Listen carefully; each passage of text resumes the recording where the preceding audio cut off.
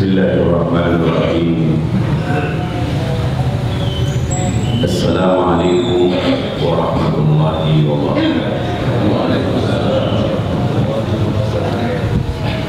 Alhamdulillah, wassalatu wassalamu ala rasulillah Sayyidina wa habibina wa maulana Muhammad ibni Abdillah wa ala alihi wa man wala wa Allahumma liman yakhsha rabbahu min ashabi rasulillah wa tabi'ina wa man tabi'ahum bi ihsanin ila yaumil liqa'illah, amma ba'du.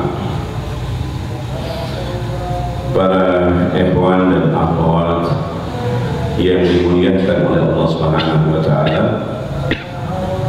pada hari ini saya akan mengutip salah satu kutipan dari seseorang yang dikenal mengutip salah satu perkataan dari kitabnya Ibnu Hajar Al-Asqalani yang disyarahi oleh Imam Nawawi Al-Baqtani di dalam kitabnya Nasaihul Ibad, yaitu beliau mengutip salah seorang yang dikenal di dalam sejarahnya sebagai manusia yang menakutkan, yaitu masyarakat Baghdad dan sekitarnya pada waktu itu. Kalau mendengar nama ini, membayangkan hal-hal yang tidak menyenangkan. Dia adalah seorang perampok hebat. Kalau merampok bukan cuma hartanya yang diambil, orangnya pun dicelakai, bahkan dibunuh. Nama ini adalah nama mungkin setiap orang akan mendoakan kehancurannya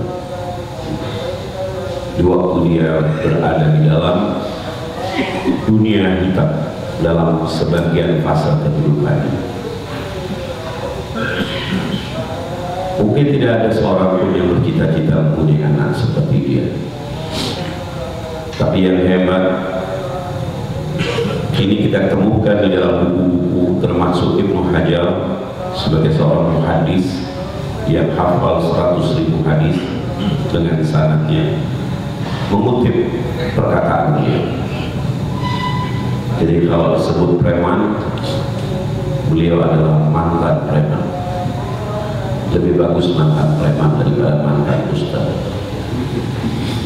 Lebih bagus mantan orang yang tidak soleh tetapi menjadi soleh. Pada satu hari beliau bertobat. Tidak perlu saya ceritakan bagaimana bertobatnya, terlalu panjang. Kemudian beliau mengembara, belajar dari satu guru ke guru. Pada satu hari dalam sebuah riwayat di Masjid Jami' di Baghdad sana, pada masa beliau kemudian meminta waktu sedikit untuk berbicara dan ingin mengutarakan bahwa beliau sudah meninggalkan dunia yang lalu.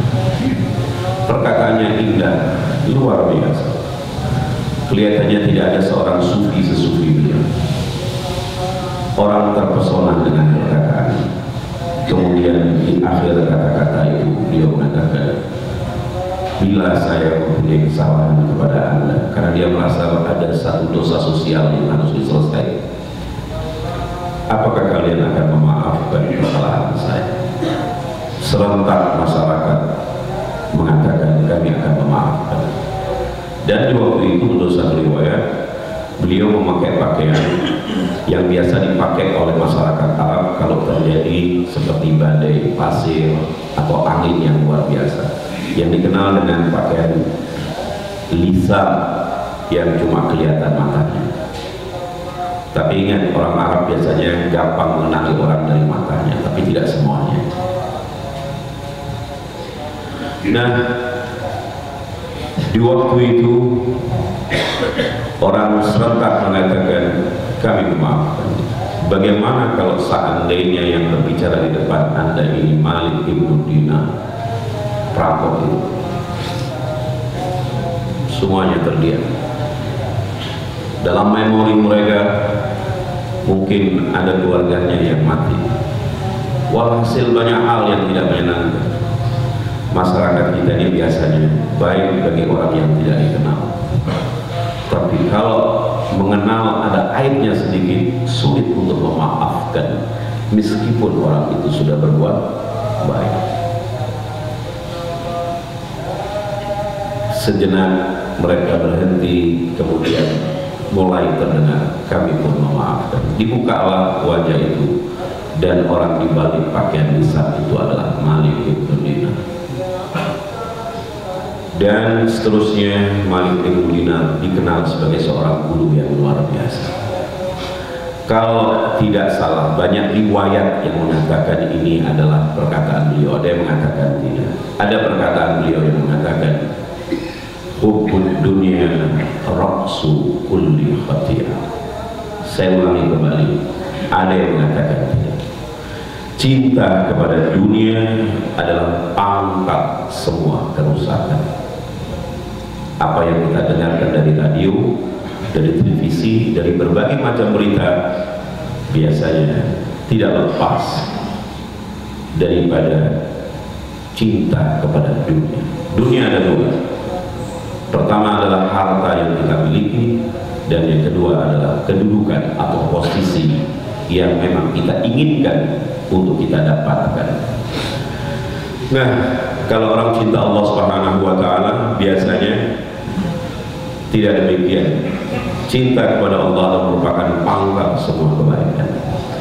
Para ikhwan dan akhwat yang dimuliakan oleh Allah Subhanahu wa Ta'ala, saya akan memasuki perkataan beliau yang dikutip oleh Ibnu Hajar al-Asqalani dan disarahi oleh Imam Nawawi al-Baghdadi, yaitu yang berbunyi demikian: Qala Malik ibnu Dinar rahimahullah. Mungkin waktu itu orang mengatakan laknatullah alaih, tapi sekarang selalu orang menyebut dengan rahimahullah. Semoga Allah merahmati Malik ibnu Dinar. Apa itu? Pertama, ihbis salasan bisalasin. Tahanlah 3 hal dengan 3 hal.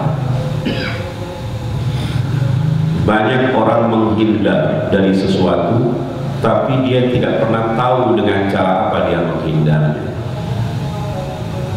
Malik bin Dinar menawarkan kepada kita, otomatis atas apa yang dia pahami dari Al-Quran dan Sunnah dan guru-guru beliau yang memberikan ilmu kepada beliau. Beliau mengatakan, ihbis salasan bisalasin. Tahanlah 3 hal dengan 3 hal. Yang pertama, al-kibru bit-tawadhu. Kesombongan dengan sikap rendah hati. Saya akan mengupas yang pertama ini. Al-kibru di dalam ilmu akhlak itu didefinisikan melihat adanya kelebihan di dalam diri.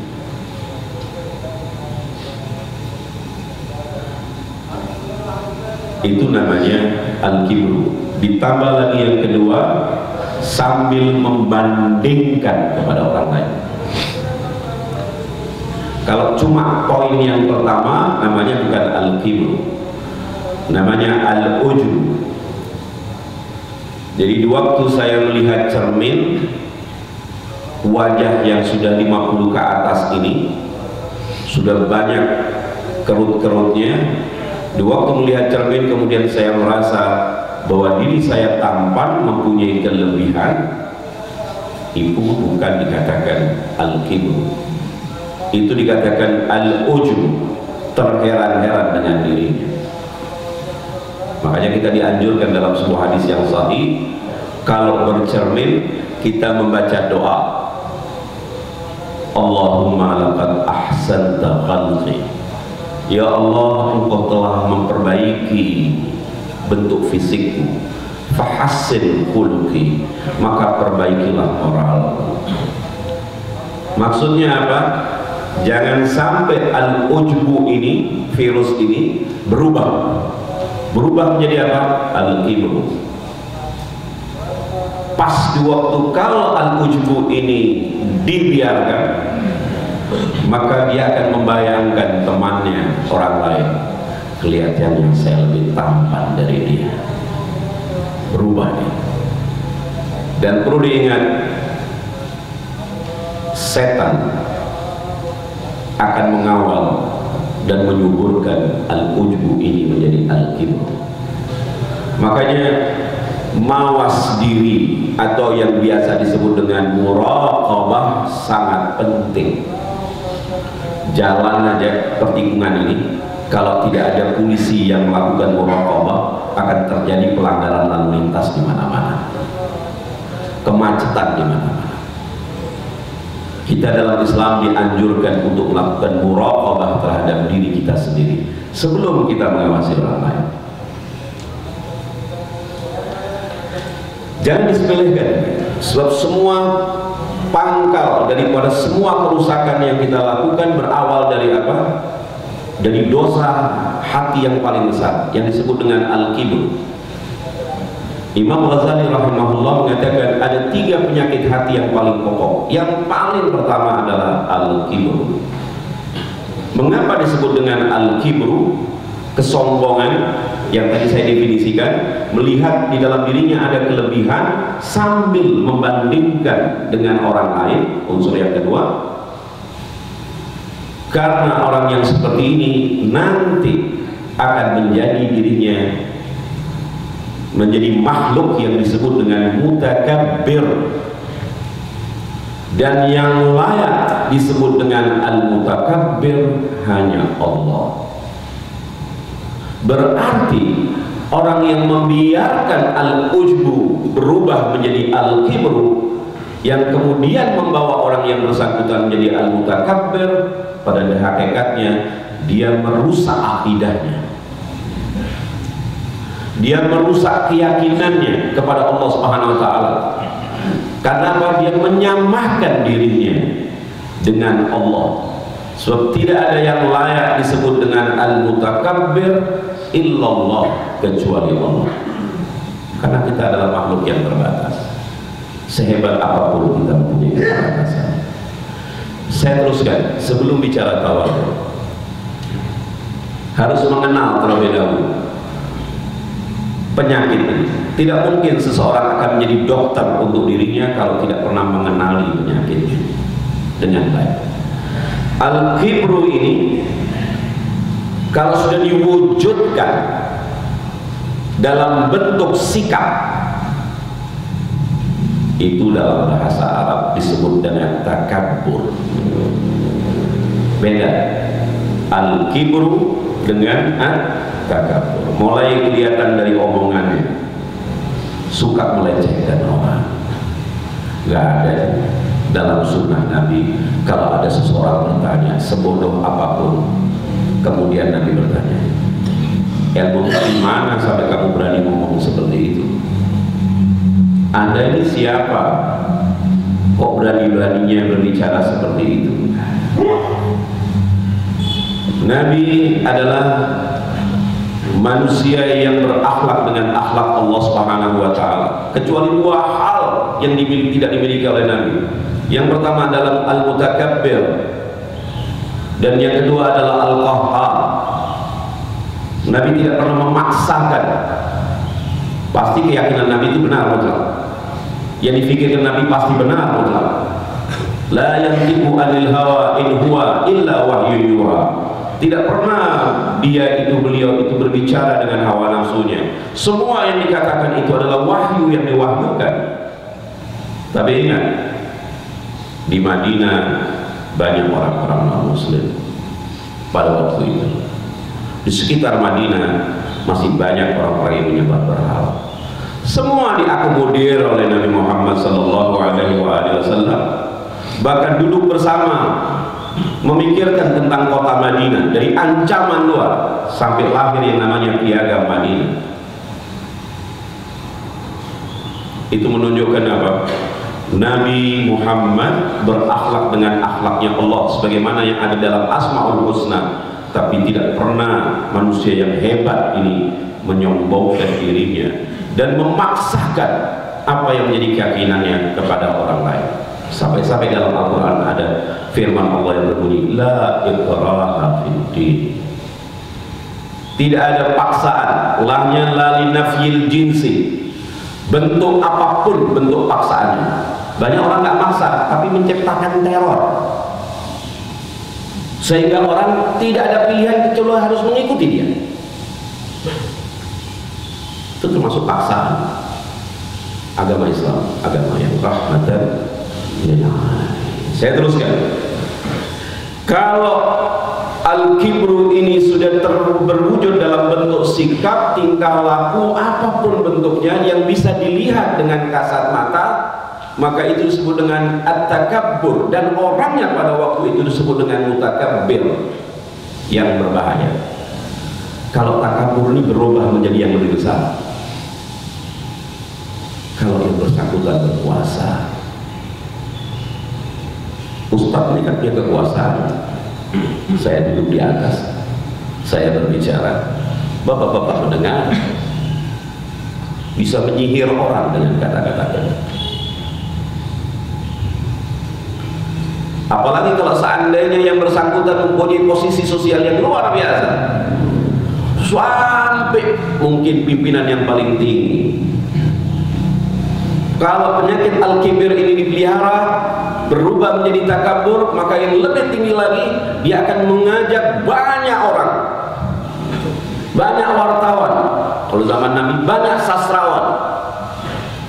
Untuk apa?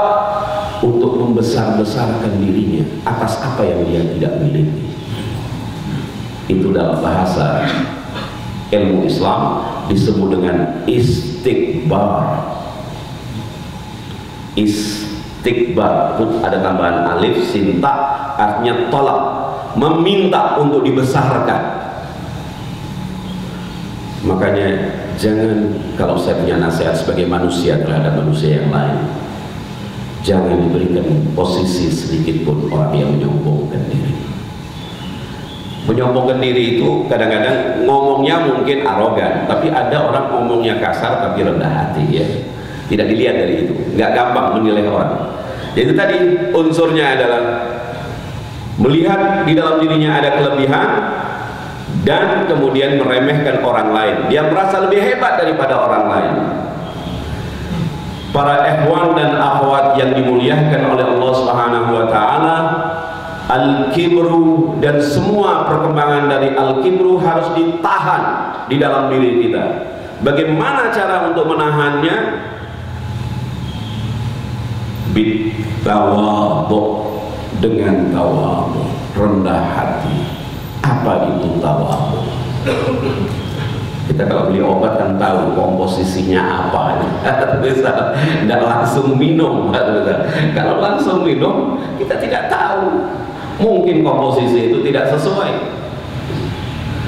Tawadhu berasal dari kata-kata wad'un. Wad'un itu artinya posisi. Tawadhu berarti melakukan reposisi diri. Pertanyaannya adalah posisi kita yang sebenarnya itu seperti apa? Segala sesuatu yang keluar dari porosnya akan menimbulkan banyak masalah. Allah memposisikan kita kepada dua posisi. Yang pertama adalah ayyakuna abdan lahu, menjadi hambanya. Makanya orang sholat Allahu Akbar tidak ikhlas, dia sombong karena tidak tawadhu, karena dia tidak memposisikan dirinya sebagai hamba Allah. Bayangkan, tempat yang dia pijak adalah miliknya Allah, tangan yang dia angkat miliknya Allah, semua miliknya Allah, waktu yang dia gunakan miliknya Allah. Berarti dia sombong kalau dia tidak gunakan semua itu untuk Tuhan yang memberikan. Ketidakikhlasan adalah juga bentuk daripada ketidakwaduan, dan itu juga merupakan bentuk daripada kesombongan. Kalau orang melakukan ibadah tidak ikhlas, saya yakin sebagai seorang muslim bahwa yang bersangkutan akan menyombongkan diri di tengah-tengah masyarakat. Nah, kembali kepada pembahasan kita. Jadi di waktu kita melakukan ibadah vertikal apapun bentuknya, saya yakin yang namanya hubungan kita dengan Allah tidak harus selalu dalam bentuk ibadah vertikal, dalam ibadah apapun. Sebab kalau saya bersedekah, bapak-bapak, ibu-ibu bersedekah, pada dasarnya sedekah itu untuk sesama, tapi tetap karenanya adalah Allah. Ikhlas itu adalah intinya karena, walaupun untuknya lain. Saya memberikan nafkah kepada istri saya, untuk istri saya, karena Allah. Jangan mengatakan gini, aku berikan sesuatu ini karena engkau berada. Lillah, karena Allah. Untuk ia. Kemudian yang kedua, posisi yang kedua. Jadi dalam segala ibadah apapun harus lillah, karena Allah. Kalau lillah dilakukan, berarti kita sudah melakukan yang namanya tawadhu, dan kita menahan kesombongan di dalam diri kita. Tawadhu yang kedua, posisi yang kedua adalah khalifah. Saya nggak mau bicara tentang khalifah secara politis. Kita semua ini khalifah. Istilah dalam Al-Quran, jamak dari khalifah adalah khalaif. Bapak ini khalifah, saya khalifah, semua ini khalifah. Dalam pengertian moral kita adalah khalifah. Kita diciptakan. Makanya Allah waktu menciptakan Nabi Adam disebut inni ja'ilun fil ardi khalifah. Khalifah berasal dari kata-kata khalfun, belakang. Makanya Nabi Muhammad SAW begitu meninggal dunia, diangkatlah Abu Bakar Siddiq radhiyallahu anhu sebagai khalifah. Khalifah apa? Khalifatul Rasul, karena hidup setelah Nabi Muhammad. Semua yang di belakang itu adalah khalifah. Kita jelas di belakang terlalu jauh dari Allah Subhanahu wa taala. Bukti kalau kita khalifah, setiap kita melakukan segala sesuatu selalu kita harus diharuskan memulai dengan kata-kata bismillah. Bismi itu bisa artinya dengan, bisa mempunyai arti ala ismillah, atas nama Allah. Kalau Pak Bupati menyuruh Pak Lurah mewakili dirinya, maka dia tidak boleh memberikan penafsiran apapun terhadap apa yang menjadi kebijaksanaan bupati. Saya pernah mendengar di Sragen cerita tentang teman saya yang hadir di Sragen, peristiwa di Sragen, saya nggak mendengar langsung. Pak Gubernur nggak datang, diwakili oleh Pak Bupati membacakan surat gubernur. Dibacakan Bismillahirrahmanirrahim. Gak fasih, sebab bahasa Indonesia tulisan. Yang terhormat, tidak bilang yang terhormat, YTH, Ibu 2, D Bapak 2. Sampai tulisannya salah pun nggak dihapus. Sampai terakhir baru kemudian itu. Demikian ibu-ibu, bapak-bapak, surat dari Bapak Gubernur baru ngomongnya beda. Orang-orang ketawa dia biasa. Nah, kenapa ketawa? Saya kan menjadi wakilnya Pak Gubernur di sini. Jadi saya bacakan apa adanya. Tidak saya tambahi, tidak saya kurangi. Sebagai khalifatullah, bacalah Al-Quran, sampaikan Al-Quran, jangan ditambahi, jangan dikurangi. Kalau mau menafsirkan silahkan, biar orang tahu mana Allah, mana Anda. Perbedaan di antara kaum muslimin pada dasarnya bukan perbedaan dalam agama, perbedaan dalam pengetahuan kita tentang agama. Nggak mungkin agama ini terjadi perbedaan. Yang maksud dengan agama adalah Al-Quran dan Sunnah. Kecuali kalau ada seseorang merasa bahwa apa yang menjadi pandangan dia adalah merupakan agama, itu bertentangan dengan tauhid. La ilaha illallah, tidak ada Tuhan kecuali Allah. Saya teruskan. Jadi sebagai khalifah, kita berusaha untuk berakhlak dengan akhlaknya Allah. Allah Rahman, kita Rahman, tapi tidak pakai maha terjemahan ini. Cukup pemurah. Orang yang tidak pemurah terkena virus al-kibr. Allah Rahim, maha pengasih, kita pengasih. Allah Sabur, maha sabar, kita sabar. Walhasil semua hal-hal yang dimiliki oleh Allah kita berusaha untuk menirunya. Itu yang disebut dengan at-takhalluq bi akhlaqillah. Kecuali dua hal, al-mutakabbir dengan al-qahhar. Ada juga yang mengatakan al-jabbar. Saya teruskan.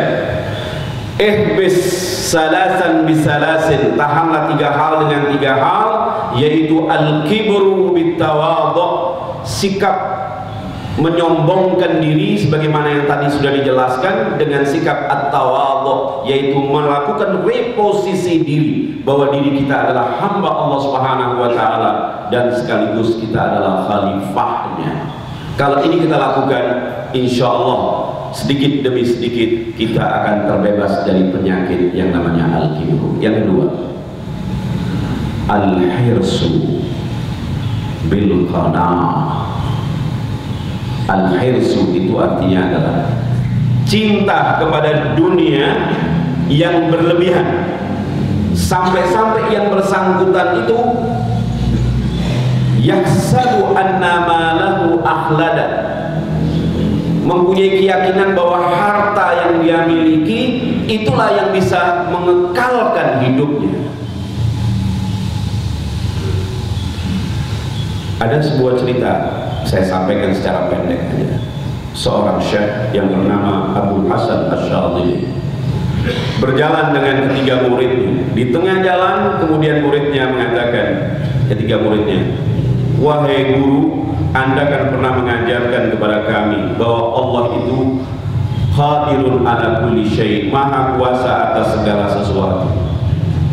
Bisakah kira-kira kalau guru berdoa, kita berdoa meminta kepada Allah untuk menjadikan batu itu menjadi emas? Katanya gurunya bisa. Mari kita buktikan. Katanya gurunya, buat apa? Syukurilah kenikmatan-kenikmatan yang sudah Allah berikan kepada Anda. Kemudian sang murid tetap memaksanya seperti itu. Ini cerita dikutip oleh Imam Al-Bushairi di dalam bukunya Ar-Risalah Al-Bushairiyah, bukan cerita saya. Kemudian kita boleh percaya boleh tidak, karena ini adalah sebuah cerita, bukan sebagai satu hadis. Kemudian berdoa Abul Hasan Asy'adili, murid-muridnya dengan demikian juga. Setelah mengumpulkan batu-batu di depan apa namanya, setiap murid mengumpulkan batu-batu kerikil ya. Kemudian berdoa dan subhanallah kemudian batu itu menjadi emas. Tapi saya anjurkan jangan gampang percaya dengan orang yang menceritakan dirinya bahwa dia bisa merubah batu menjadi emas. Selesai, kemudian muridnya mengatakan, gurunya mengatakan, baik, kalian sudah melihat, sekarang kita teruskan perjalanan kita. Apa kata si murid? Guru, kelihatannya sudah cukup lah, kita belajar sama Anda. Berarti selama dia di pondok pesantren, tujuannya adalah mendapatkan kekayaan. Sekarang kelihatannya jadi dokter kuliahnya mahal ya. Jadi ustadz kelihatannya sekolahnya nggak mahal. Pondok pesantren banyak bantuan dari mana-mana. Di Jakarta ada seorang mengatakan pada saya, jadi ustadz kelihatannya lebih enak ketimbang jadi dokter. Duitnya ada di mana-mana. Ini orang yang berpikir model seperti ini berarti tolabul ilmunya adalah apa? Tujuannya untuk mendapatkan kekayaan. Persis seperti muridnya Abul Hasan Asy'adili, masuk pondok pesantren bisa menjadi dai yang terkenal, kemudian menjadi orang yang kaya raya. Orang seperti ini jelas ini terkena penyakit namanya al-hirs. Semua tujuannya bukan lillah, semua tujuannya adalah litolabid dunia, untuk mendapatkan dunia. Selesai, Abul Hasan kemudian pulang memutuskan perjalanan, kembali lagi menemukan ketiga muridnya mati. Dalam cerita itu, bagaimana ceritanya ketiga murid ini mati?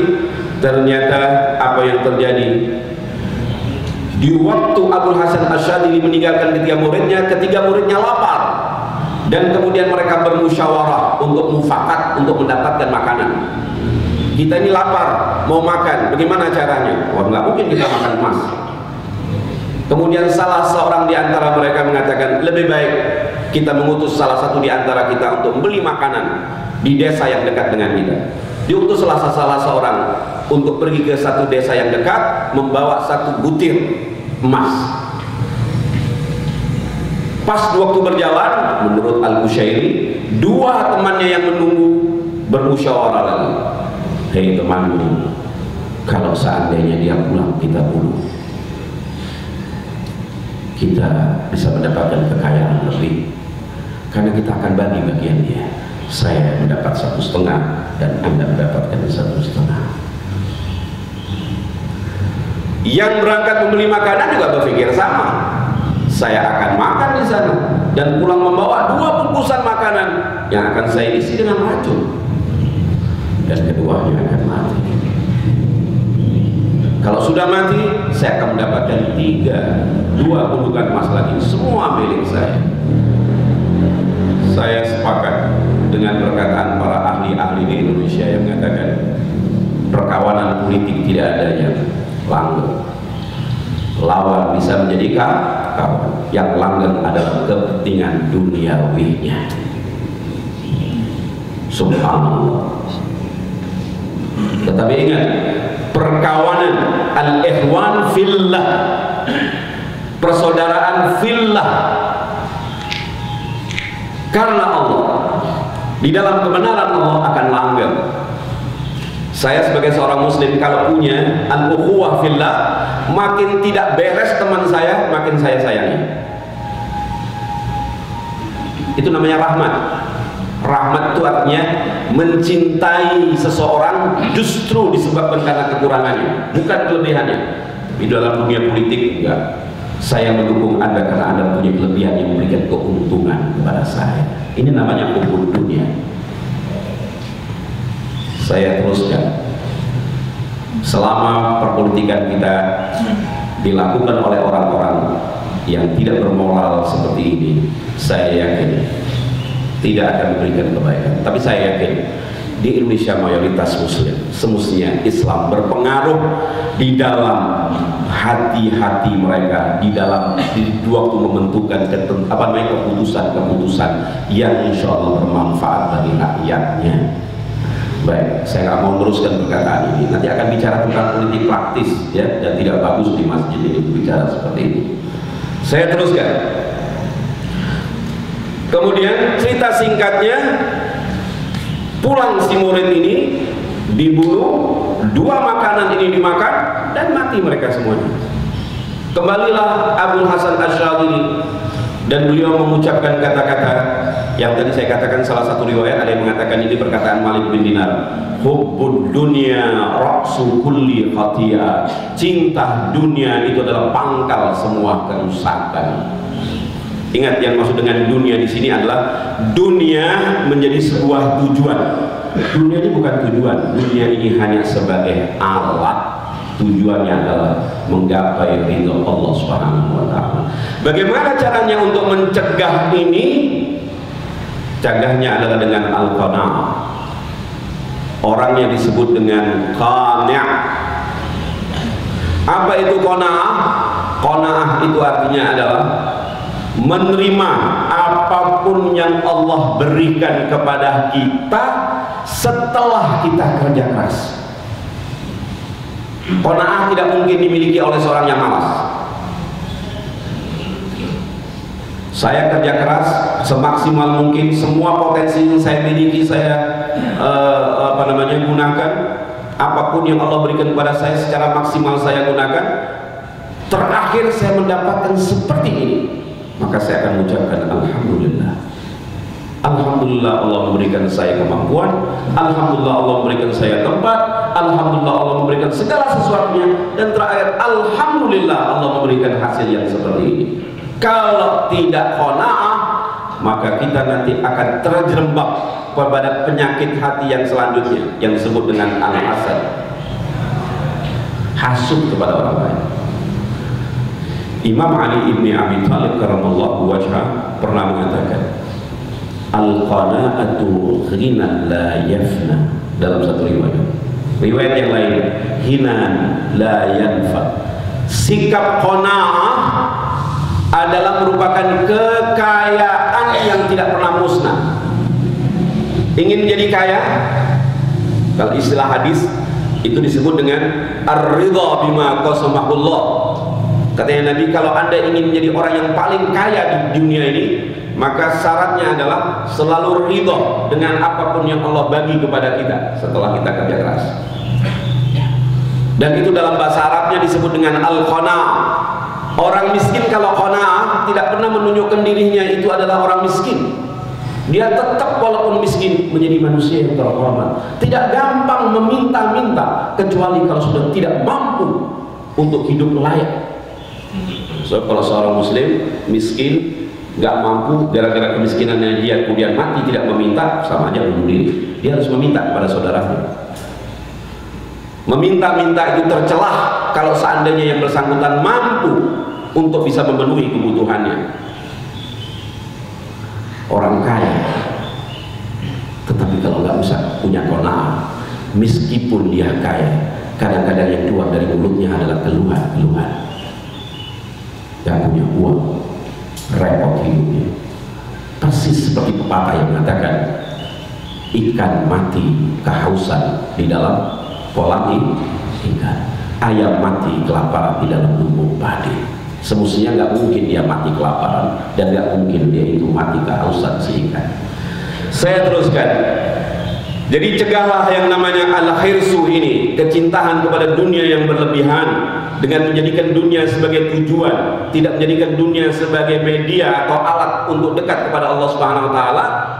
Dengan apa? Sikap al-qanaah. Kan luar biasa itu. Kalau yang ngomong Umar Ibrahim wajar-wajar saja, karena saya nggak pernah jadi perampok. Tapi yang ngomong ini adalah mantan perampok. Hebatnya. Kemudian yang terakhir,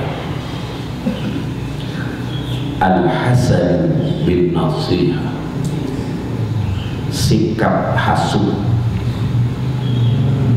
Apa itu pengertian hasud? Hasud itu adalah sikap tidak rela terhadap kelebihan yang dimiliki oleh orang lain. A, SD-nya sama, SMP-nya sama, SMA-nya sama, perguruan tingginya sama, kelihatannya pekerjaannya berbeda, penghasilannya berbeda.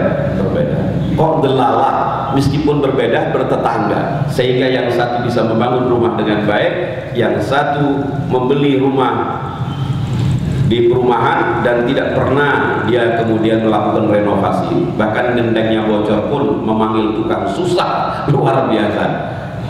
Timbul ini perbedaan ini, sikap hasad. Tapi kalau yang bersangkutan punya qanaah, nggak akan hasad. Apa yang terjadi?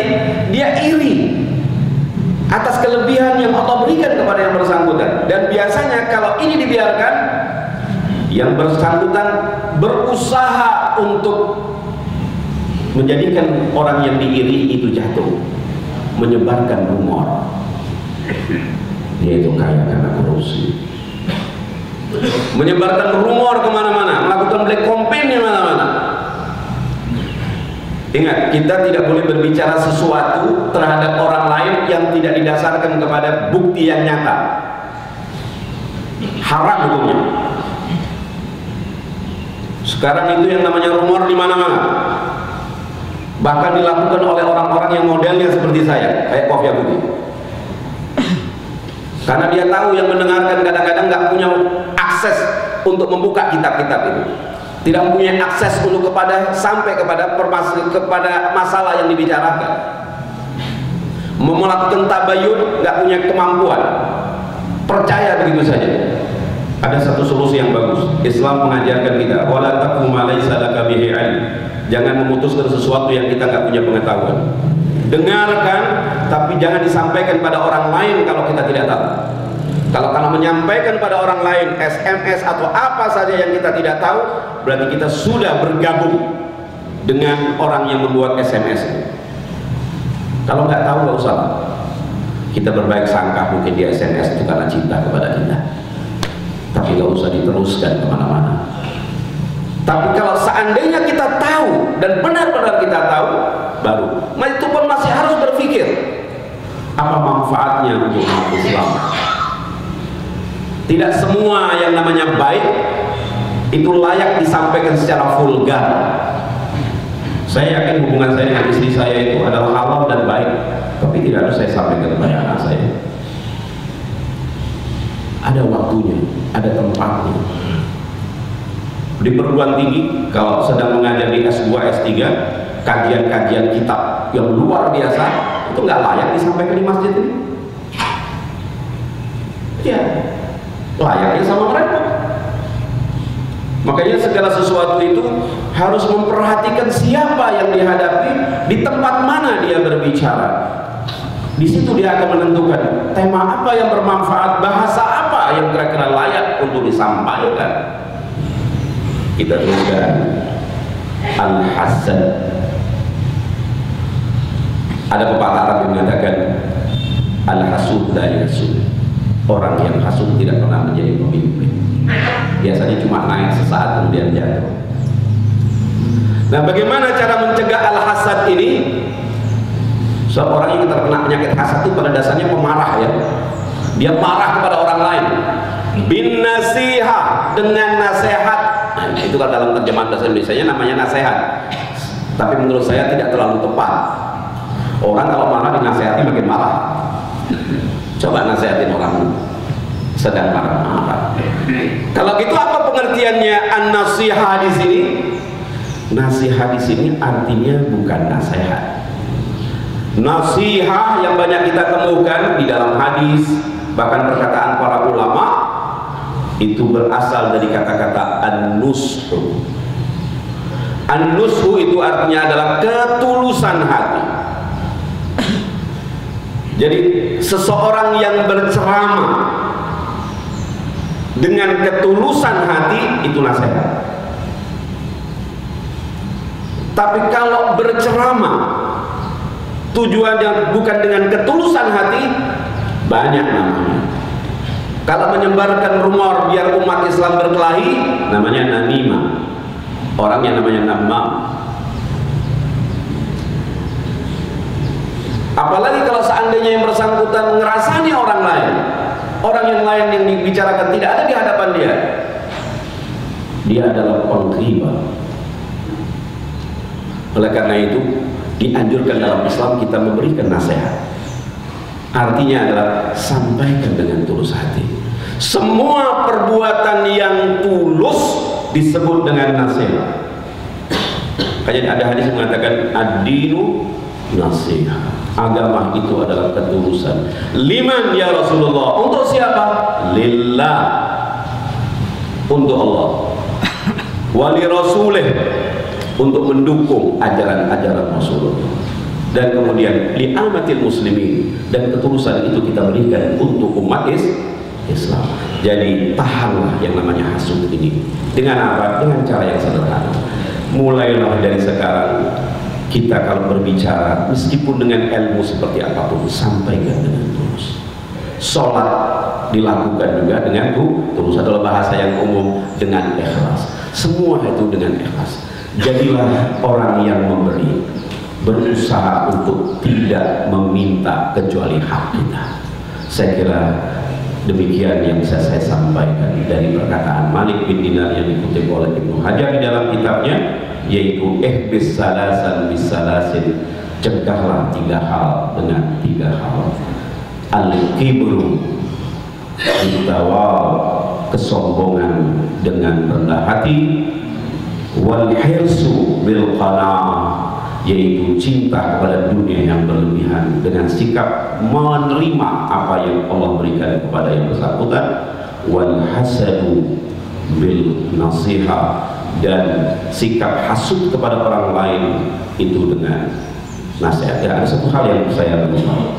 Orang hasud itu dikatakan buruk bukan karena irinya kepada orang lain, itu buruk.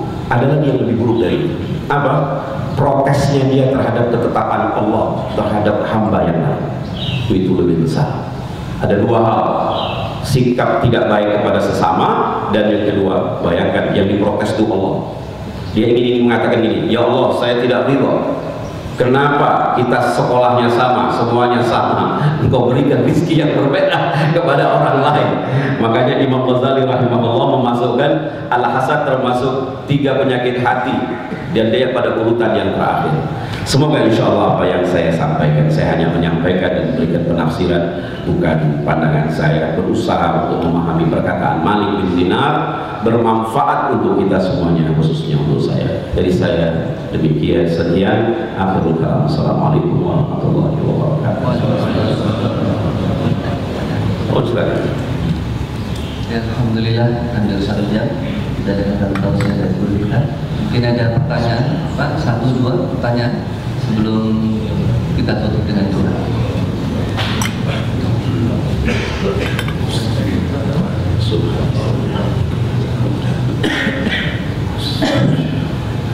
Assalamualaikum warahmatullahi wabarakatuh. Mengenai tujuan hidup tadi, bahwa kita ingin mendapatkan ridho Allah. Apakah itu sama dengan tujuan mendapatkan surga Allah? Karena kadang-kadang tujuan hidup itu katanya untuk apa? Dunia akhirat, yaitu masuk surga Allah. Apakah itu identik? Artinya kalau mendapatkan ridho Allah akan masuk kepada surga Allah.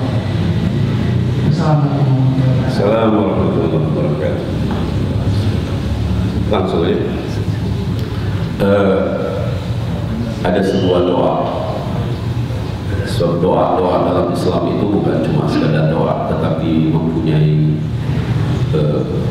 nilai-nilai, ya, nilai-nilai yang luar biasa.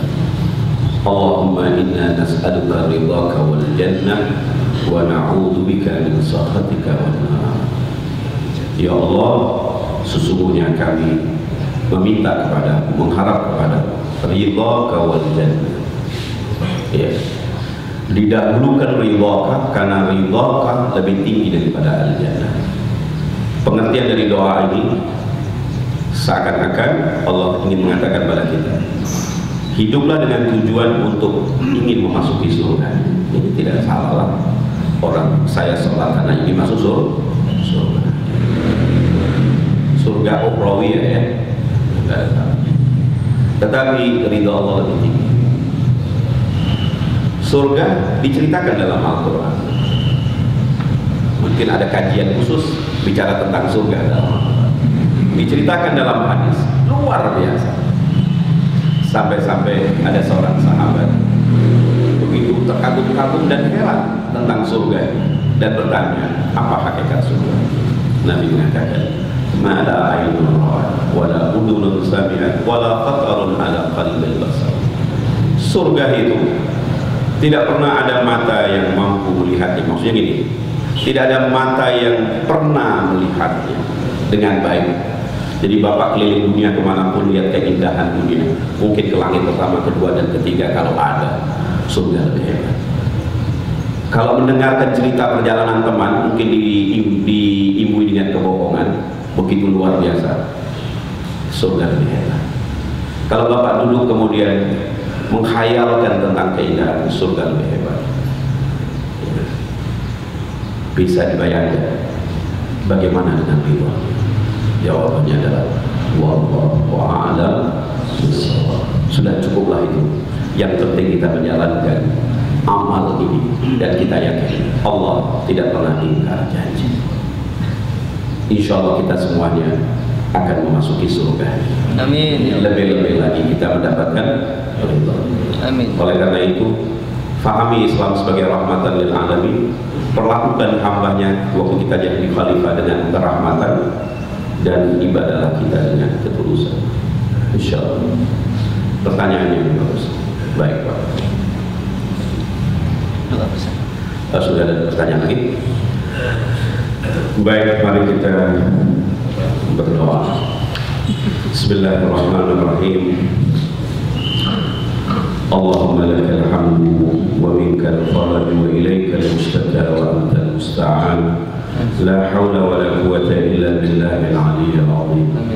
Allahumma salli ala sayyidina Muhammadin wa ala ali sayyidina Muhammad afdala ma sallaita ala sayyidina Ibrahim wa ala ali sayyidina Ibrahim bil alamin innaka Hamidum Majid. Wahai yang mempermudah segala macam kesulitan, permudah ya Allah segala macam kesulitan kami. Permudah ya Allah segala kesulitan orang-orang yang berjuang di jalan-Mu ya Allah, yang ingin menunjukkan kepada alam semesta ini bahwa agama-Mu adalah rahmatan lil alamin. Ya Allah ya Rabbi, permudah saudara-saudara kami dimanapun mereka berada untuk mendapatkan haknya sebagai makhluk-Mu, haknya sebagai orang yang beriman bahwa tidak ada Tuhan kecuali Allah dan Nabi Muhammad sebagai Rasul-Nya. Ya Allah, permudah kami, permudah keluarga kami, kedua orang tua kami untuk menggapai surga dari Allah. Karena kami yakin ya Allah, tidak ada sesuatu yang sulit bagi, segala sesuatu pasti mudah bagimu, dan kami yakin denganmu yang sulit akan menjadi mudah. Ya Allah, Tuhan yang tidak membutuhkan keterangan dan penafsiran untuk memahami apa yang kami butuhkan. Kebutuhan kami kepadamu sangat banyak sekali, dan kami yakin ya Allah Engkau maha mengetahui atas apa yang kami butuhkan. Ya Allah ya Rabbi, jadikanlah kami dan anak keturunan kami orang-orang yang bisa menjalankan sholat secara istiqamah. Rabbana wa taqabbal du'a, Rabbana firli wa liwalidayya wa lil mu'minina yawma yaqumul hisab. Wahai Tuhan kami yang menciptakan kami, memiliki kami dan mengatur kehidupan kami, ampunilah dosa kami, dosa kedua orang tua kami, dan dosa hamba-hamba-Mu yang beriman pada hari di mana semua makhluk-Mu akan Kau hisab nanti. Allahumma ansuril Islam wal muslimin wa'dhur man khadhara al-Islam wal muslimin wa dabbiril yahuda as-sahyuniyya wa awanahum minal fasidin.